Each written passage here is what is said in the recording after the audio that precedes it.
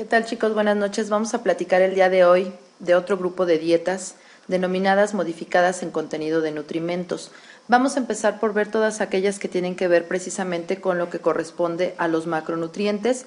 Algunos de ellos ya lo habíamos platicado un poquito en la clase previa, pero me gustaría que cerráramos ya toda esta información, dado que ya en diferentes situaciones patológicas es muy importante que ustedes los ubiquen. Voy a hacerles el mismo comentario que realicé con sus compañeros de escolarizado. No, yo considero que no es necesario que nos dediquemos a hacer una dieta tras otra, puesto que al momento que ustedes pueden elaborar una dieta donde tenemos una distribución normal, al momento que nosotros queremos hacer una modificación en el contenido o en los porcentajes de los contenidos, basta con que ustedes sepan hacer una dieta general y únicamente hacer las adecuaciones pertinentes. No pretendo que ustedes se espanten ni que crean que todavía les falta adquirir demasiado conocimiento.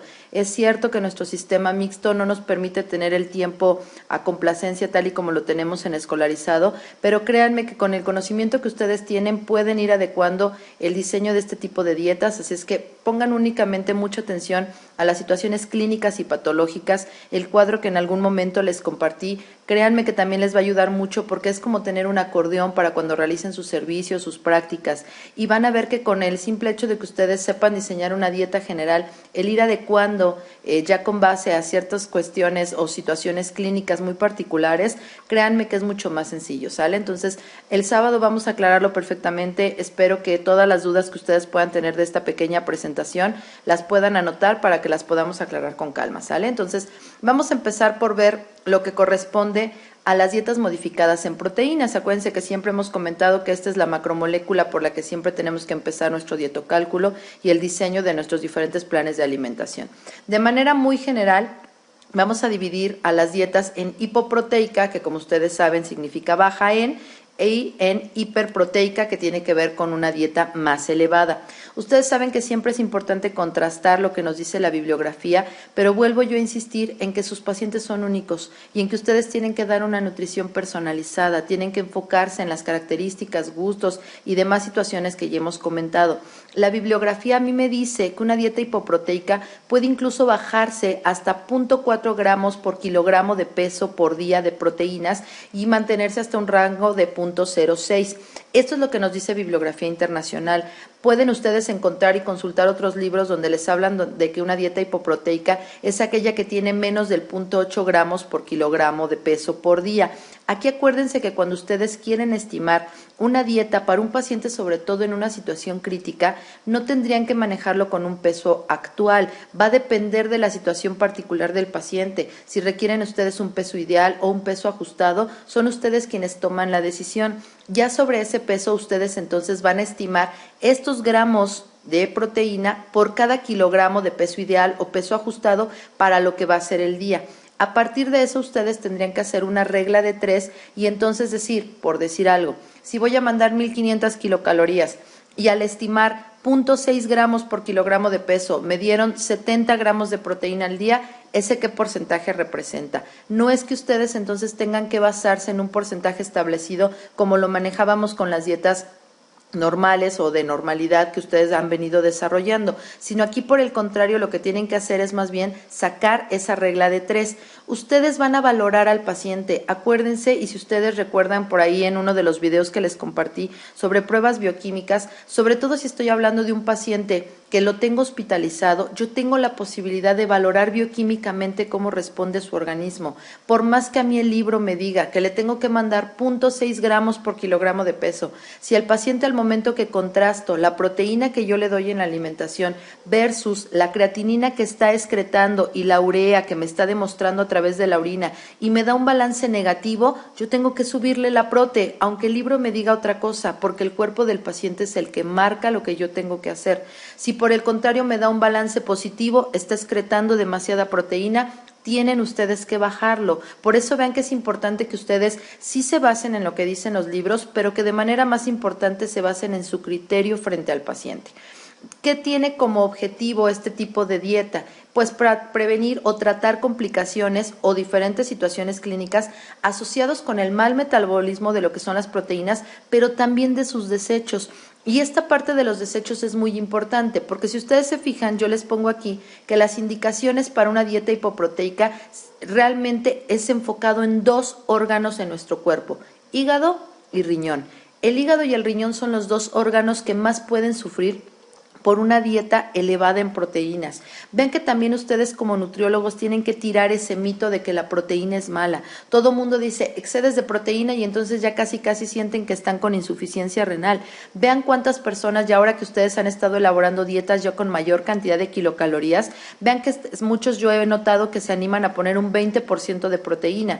Ese 20% ya rebasa lo que el libro me dice que es recomendado, porque los libros me dicen que tiene que ser entre 10 y un 15 o 18. Poner un 20%, seamos honestos muchachos, qué cantidad de carne o de productos de origen animal y combinados con los vegetales realmente se tendrían que comer para rebasar ese 20%. Muchas personas comen mucho más de ese porcentaje y andan por la vida como si nada. Vean cuántos deportistas entre lo que son sus alimentos más los suplementos con proteínas rebasan más del 30% de ingesta de proteína al día y realmente no por eso están colapsando. Yo tengo que valorar a mi paciente. Pero si tengo un paciente nefrópata o un hepatópata, sí tienen que tener demasiado cuidado con la proteína, sobre todo si ya hay complicaciones en estos órganos. Por eso es importante que ustedes indiquen una dieta hipoproteica siempre que tengan un paciente con insuficiencia renal crónica. Les pongo aquí con asterisco aguda. ¿Por qué? Porque acuérdense que una insuficiencia renal aguda se puede dar hasta por una deshidratación. Si mi paciente ingresa a urgencias y viene con un riñón colapsado, pues lo tengo que mantener en ese momento con una hipoproteica, pero de acuerdo con cómo vaya evolucionando, yo puedo ir modificando mi dieta hasta una normoproteica. Por eso es que yo la dejo aquí con asterisco. Son ustedes quienes van a tomar la decisión. El segundo órgano que decíamos es el higadito, y acuérdense que el hígado es un órgano que también es muy delicado y que tenemos que cuidar. Por eso en un paciente que ya tiene una situación a nivel de hígado crítica, como es la cirrosis, el cáncer hepático, yo tengo que mandar una dieta hipoproteica. La encefalopatía hepática, acuérdense que es una condición donde el hígado ya está tan dañado que no puede ayudarme a eliminar todos los productos de desecho del metabolismo. En el caso de las proteínas, no nada más el ácido úrico, sino de manera muy particular el amonio, que es una sustancia que si se acumula en sangre puede causar que el cerebro tenga diferentes fallos. En estos pacientes es muy importante manejar la dieta hipoproteica para prevenir que tengan entonces eventos cerebrovasculares y alteraciones neurológicas. Ahora, les puse aquí una lista de consideraciones que en el caso de estas dietas, no todos los libros nos las mencionan, pero que ustedes ya en su práctica profesional tienen que tomar muy en cuenta.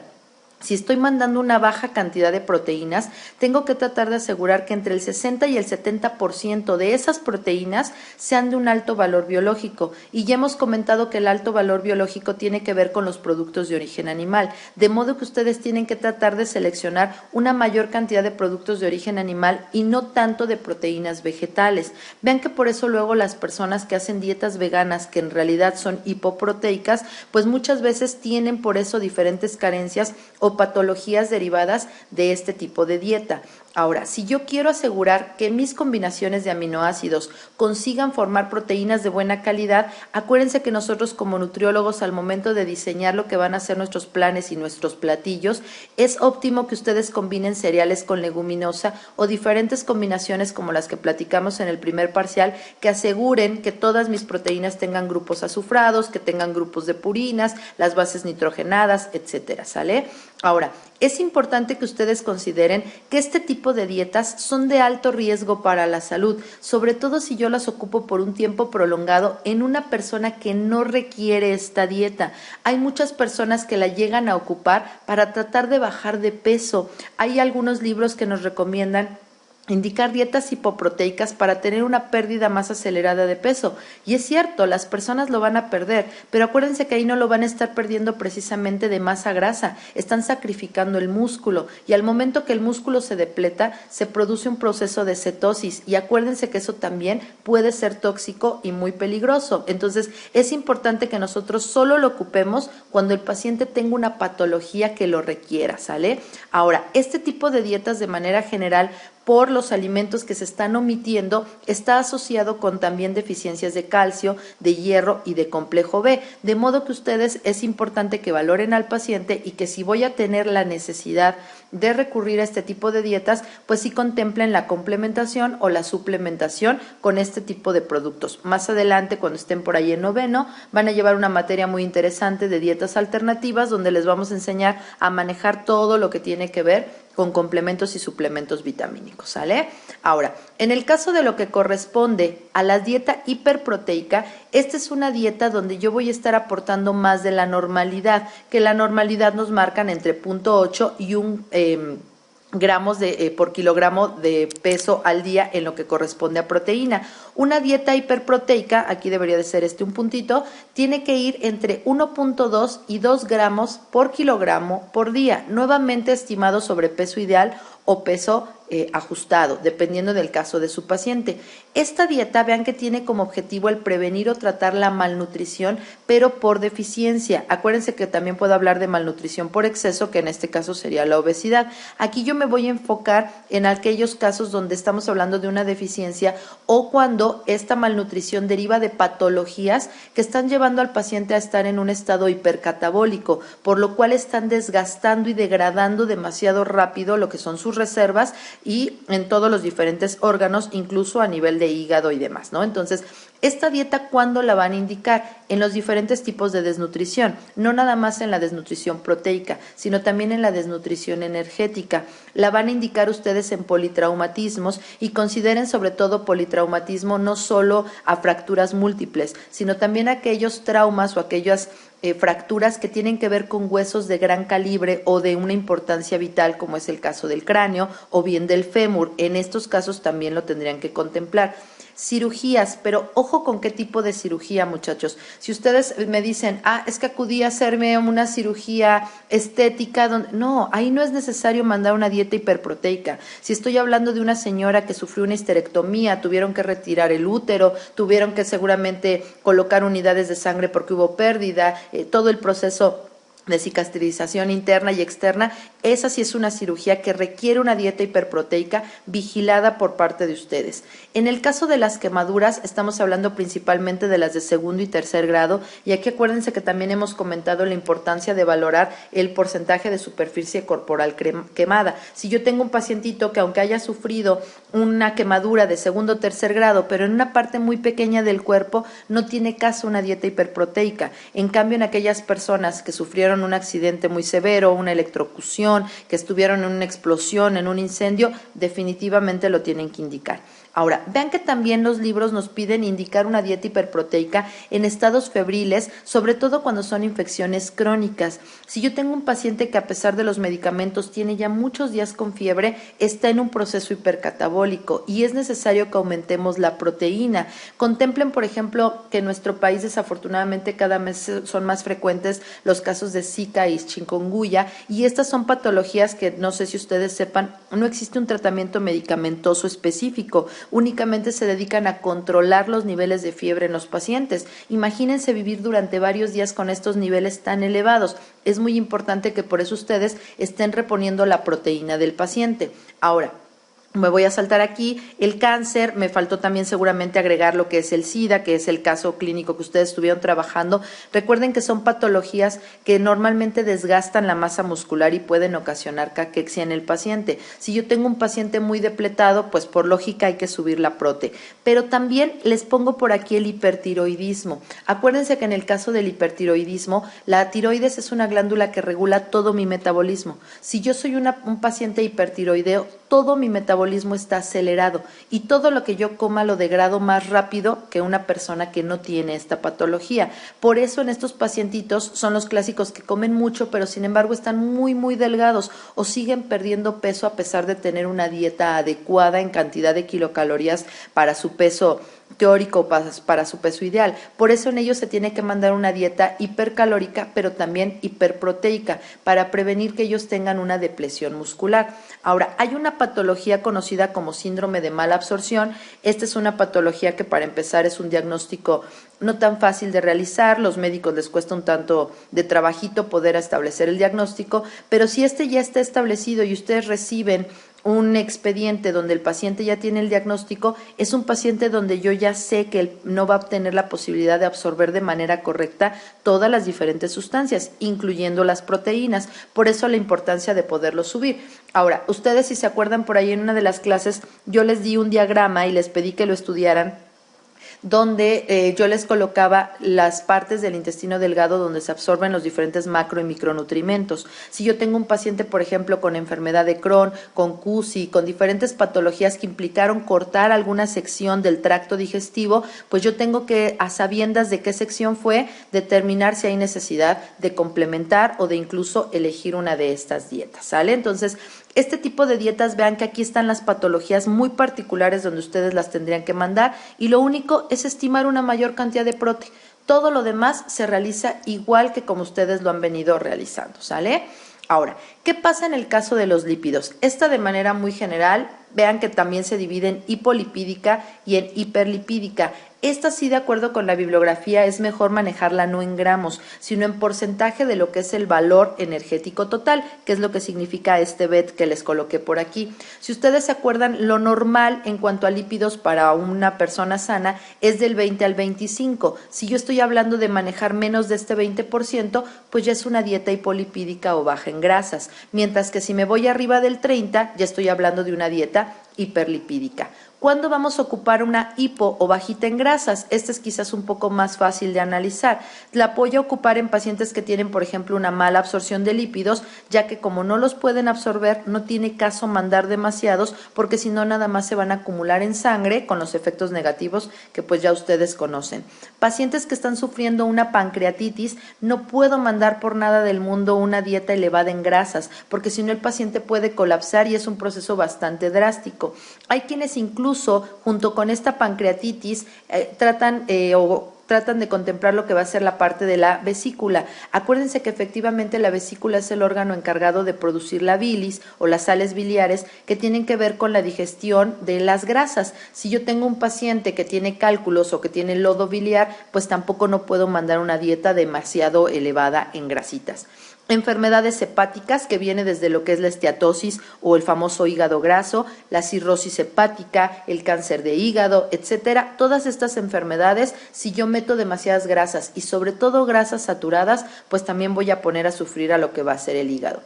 Enfermedades digestivas como el reflujo, la gastritis o la colitis, ya lo habíamos comentado, venía por ahí en su cuadro. Es importante que ustedes controlen las grasas, sobre todo cuando son aceites requemados, grasas saturadas como la manteca, la mantequilla, la yema del huevo, son alimentos que normalmente van a causar malestar en estos pacientes, por eso sobre todo cuando están viviendo una crisis. Ojo, porque yo sé que muchos de ustedes luego me han comentado que tienen problemas de gastritis o de colitis y no quiere decir que ya toda la vida tengan que manejar una dieta hipolipídica. Si el paciente ahorita está con la crisis de colitis o de gastritis, bájenle los lípidos. Si el paciente empieza a mejorar su sintomatología al momento que quita irritantes, que quita otro tipo de sustancias más agresivas, las bebidas calientes, etcétera, el paciente puede recuperar una dieta normolipídica. Ahora, sobrepeso y obesidad, y ojo porque esa seguro es pregunta de examen, si yo tengo un paciente en quien quiero lograr una reducción de peso, obviamente el bajar los lípidos va a ser un punto clave. Pacientes con síndrome metabólico, por obvias razones que va todo lo demás implicado. Las dislipidemias, pero ojo, sobre todo lo que es la hipercolesterolemia. Acuérdense que un paciente que tiene triglicéridos elevados, pero que no van de la mano de colesterol alto, no necesariamente quiere decir que su dieta esté alta en grasas, sino muchas veces tiene que ver con los carbohidratos. Puede ser un paciente que abusa del refresco, que abusa de los dulces, que abusa del alcohol. Entonces, vean que si sobre todo mi paciente, en lo que van a hacer sus estudios, presenta colesterol elevado, sobre todo el LDL o el VLDL, que acuérdense que son los malos, yo tengo que bajar los lípidos.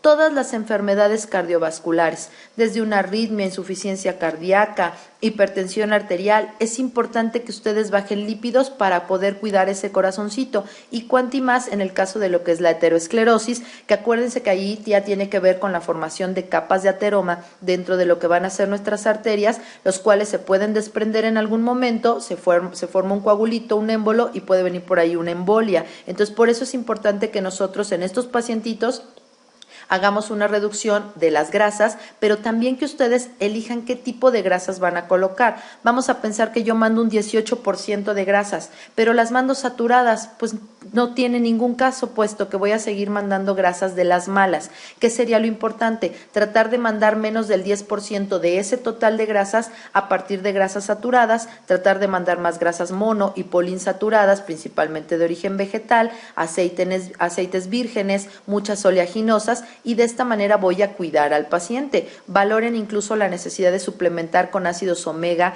para que obviamente podamos tener un efecto protector, sobre todo cuando estamos hablando del corazón. Ahora, en el caso de una dieta hiperlipídica, realmente son muy pocas las situaciones clínicas en las que se recomienda esta dieta. ¿Cuáles son las dos más importantes en las cuales ustedes sí definitivamente tienen que manejar más del 30% de grasas? En pacientes que tienen EPOC, acuérdense que el EPOC es la enfermedad pulmonar obstructiva crónica que caracteriza al paciente por tener dificultad respiratoria. Muchos también los llegan a manejar y por eso yo les pongo aquí como algunas patologías pulmonares, en algunos tipos de cáncer, neumonía o incluso en el asma. ¿Por qué? Porque acuérdense que para yo poder obtener energía de mis nutrimentos necesito oxígeno. Un paciente que no respira bien no puede oxidar los macronutrimentos. ¿Y esto qué implica? Que si yo tengo un paciente que no puede estar respirando porque su enfermedad no se lo permite y yo le mando más carbohidratos y más prote, va a necesitar más oxígeno para poder obtener esas 4 kilocalorías por cada gramo. En cambio, si yo mando más grasas, por cada gramo va a obtener 9 kilocalorías. El paciente va a recibir más energía, me permite estabilizarlo y permite que también responda de mejor manera a los fármacos. Por eso es que solo en estos pacientes ustedes sí de ley tienen que contemplar una dieta hiperlipídica, ¿sale?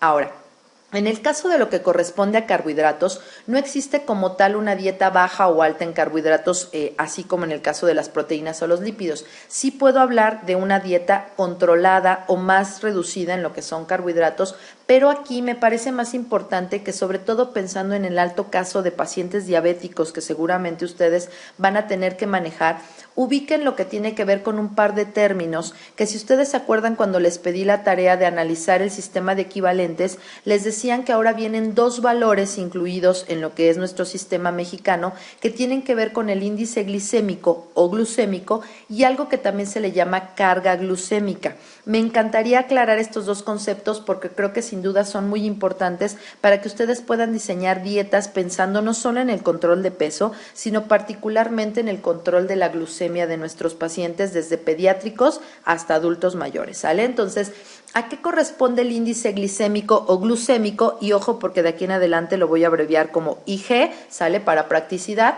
Esta es una medida de la rapidez con la que un alimento puede elevar el nivel de glucosa en nuestra sangre. Es decir, no sé si ustedes recuerden que yo les comenté que en mis tiempos nos hablaban de alimentos, en el caso de los carbohidratos, alimentos simples o carbohidratos complejos, y que los comparaban con las tortugas y las liebres. Una liebre brincaba muy rápido y fácilmente hacía que mis niveles de glucosa se elevaran en la sangre, mientras que una tortuga pues sí tenía carbohidratos, pero iban más despacito, no lograban que mis niveles de glucosa dieran un pico que pudiera representar un riesgo para mi salud. Este tipo de situaciones se tradujeron años después en lo que ahora conocemos como índice glicémico y es lo que ustedes en su sistema de equivalentes pueden observar. Este índice glicémico se estableció en una escala de 0 a 100, es decir, aquellos alimentos que no logran elevar para nada mi glucosa van a tener un valor de 0. Es importante que ustedes aclaren y que tengan presente que solo los alimentos que poseen carbohidratos tienen un índice glicémico. Por eso, si ustedes checan su sistema de equivalentes, pueden verificar que todo lo que son las páginas destinadas a los productos de origen animal no tienen ni siquiera el valor de un índice glicémico, puesto que ningún producto de origen animal, salvo la leche, tiene carbohidratos. Por eso no pueden tener entonces este valor. Verduras, frutas, cereales, los lácteos, los alimentos considerados aditivos como el azúcar, la mermelada, etcétera, sí por obvias razones tienen lo que va a ser un índice glicémico. El valor más alto es el 100 y ese 100 se estableció para lo que es la glucosa pura. Acuérdense que cuando un paciente se le canaliza o se le pone una nutrición parenteral o simplemente un suero glucosado, se le está pasando glucosa directamente. Esta glucosa pura es la única que tiene un índice glicémico de 100, que es el valor más alto que se puede atribuir a un alimento. Ahora, es importante que ustedes vean que nosotros, para cuestiones de elaboración de un plan de alimentación, debemos contemplar los alimentos que tienen un bajo índice glicémico, los que tienen uno medio y los que tienen uno alto. Un bajo índice glicémico es aquel que es por debajo de 55. Uno medio va entre 56 y 69 y solo se considera a un alimento con un alto índice glicémico cuando rebasa el 70. Me encantaría que, si tienen oportunidad, y si no lo vamos a hacer el sábado en la clase, chequen por favor ustedes los diferentes alimentos en los diferentes grupos, chequen todos aquellos que muchas veces están mitificados por parte de los médicos, que les prohíben a los pobres diabéticos un sinfín de alimentos, les dan una lista enorme de todas sus restricciones, sin sentarse un ratito a analizar el índice glicémico que realmente tienen estos alimentos. Es importante que ustedes sí lo analicen y lo conozcan. ¿Por qué? Porque si no, muchas veces estamos limitando el consumo de alimentos que, además de que no les van a estar haciendo realmente daño, pueden prevenir una situación más complicada y más peligrosa en un paciente diabético, que es una hipoglucemia. Ahora, ¿qué también les voy a hacer como consejo? Y esto muchas veces no lo encontramos en los libros, pero es importante que ustedes como nutriólogos lo manejen. El índice glicémico se puede ver afectado por diferentes situaciones. Una de ellas tiene que ver con la madurez del alimento. En mi sistema de equivalentes yo nada más tengo el alimento tal y como se analizó en ese momento, pero no me contrastan lo que es un alimento crudo de uno que está cocido, no me contrastan uno que, por ejemplo, está más verde versus otro que está a lo mejor más maduro. Piensen simplemente en un plátano. Si ustedes se comen un plátano verde, prácticamente no sabe dulce, al contrario. Y si por el contrario yo me como un plátano ya muy maduro, pues tiene un sabor muchísimo más dulce. Lo mismo ocurre con el mango y muchas otras frutas. Por eso es importante que ustedes también este tipo de consejos se los den a los pacientes. ¿Sabes qué? Al paciente se le antoja muchísimo un plátano y es diabético, pero ahorita ya lo tengo controlado. Cómete tu ración que corresponde a medio plátano, pero procura no comértelo muy maduro. Eso te va a ayudar a controlar el índice glicémico.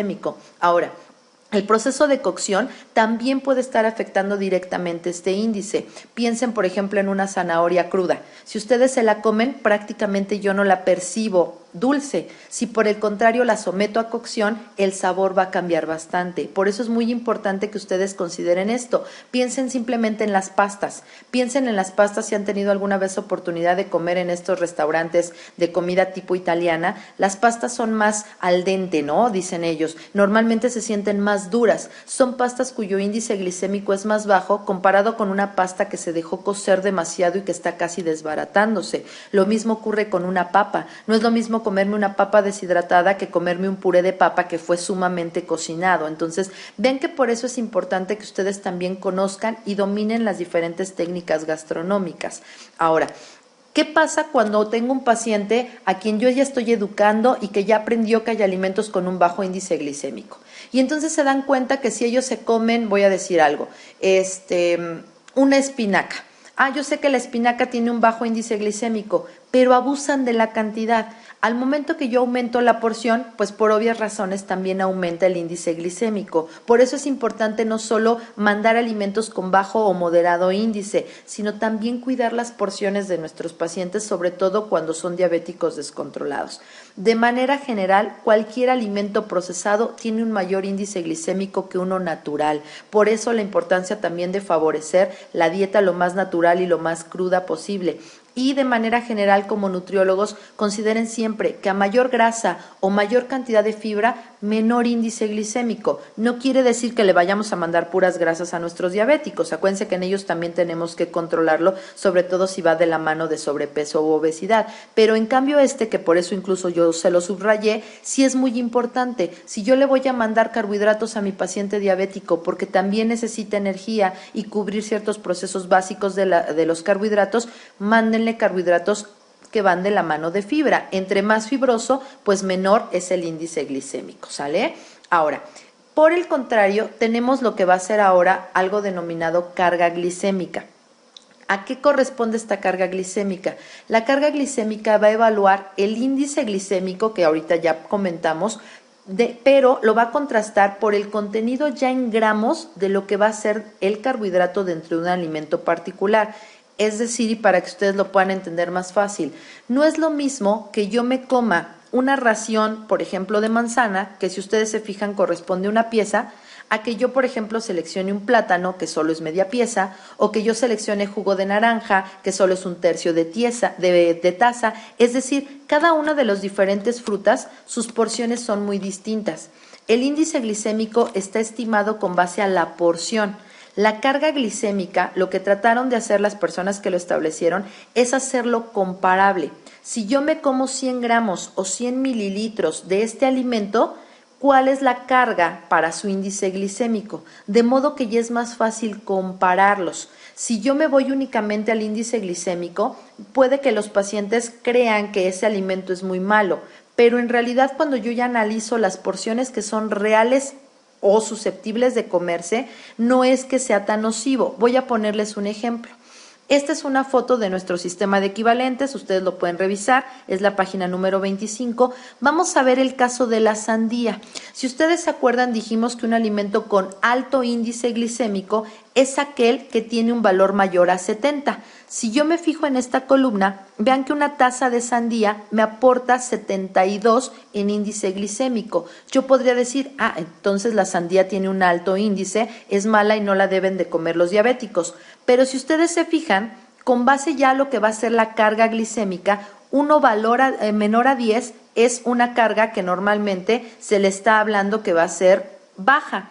Aquí hay un error en lo que va a ser la tabla. Normalmente lo que va a ser la carga baja es menor a 10 y la alta tiene que ser mayor a 20. Aquí los números están invertidos. ¿Qué es importante? Que entonces yo sí me voy a revisar lo que va a ser la sandía, vean que su carga glicémica ya en una porción real de 100 gramos tiene un valor únicamente de 8.7. ¿Esto qué significa? Que si yo me como 100 gramos de sandía, en realidad no estoy rebasando ese número 10, que es el que se establece como ya un valor por arriba de lo que sería lo recomendado. De modo que el paciente puede comer la sandía sin que realmente esto represente un riesgo.